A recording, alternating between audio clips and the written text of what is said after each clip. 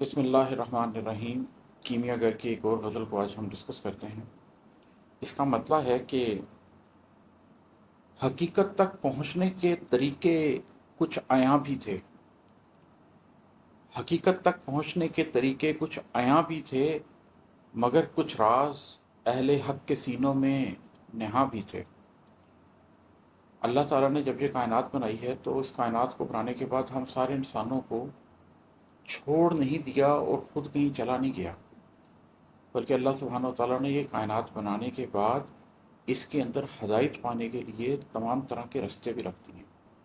سب سے پہلا کام اللہ تعالیٰ نے یہ کیا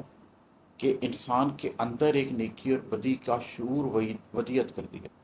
اگر کسی شخص کے پاس کسی بھی قسم کی کوئی ہدایت نہ پہنچے تو بھی صحیح کیا ہے اور غلط کیا ہے کا ایک احساس اللہ نے انسانوں کے دلوں کے اندر ڈال دیا ہے، وہ انسانوں کے دلوں کے اندر موجود ہے۔ وہ اس دنیا میں بھی صحیح اور غلط کو سمجھتے ہیں کہ وہ کیا ہے، اور وہ اللہ اور بندے کے رشتے کے حوالے سے بھی یہ سمجھتے ہیں کہ صحیح کیا ہے اور غلط کیا ہے۔ اس کے بعد اللہ تعالیٰ نے یہ کیا کہ انبیاء کا ایک سلسلہ جاری کیا جو کہ نبی کریم صلی اللہ علیہ وسلم کے اوپر آ کر ختم ہوا، اور اس طریقے کے اندر مسلسل انسانوں کی ہدایت کا انتظام ہوتا رہا، حتیٰ کہ نبی کریم صلی اللہ علیہ وسلم نے اس کو ایک مکمل شکل دے کر اس دین کی صورت میں اس کو جاری فرما دیا۔ تو ایک تو یہ چیز ہے کہ حقیقت تک پہنچنے کے طریقے کچھ عیاں بھی تھے، کچھ چیزیں ایسی واضح ہیں، دین ایک ایسی شاہراہ ہے جو اللہ تعالیٰ نے بالکل واضح کر کے عیاں کر کے رکھ دی ہے کہ حقیقت تک آپ کیسے پہنچ سکتے ہیں، مگر کچھ راز اہل حق کے سینوں میں نہاں بھی تھے۔ اچھا، یہاں پر میں طریقت کی بات نہیں کر رہا، کیونکہ جو لوگ مجھے جانتے ہیں اور اسپرچویلٹی کے بارے میں جو میرے موقف کو جانتے ہیں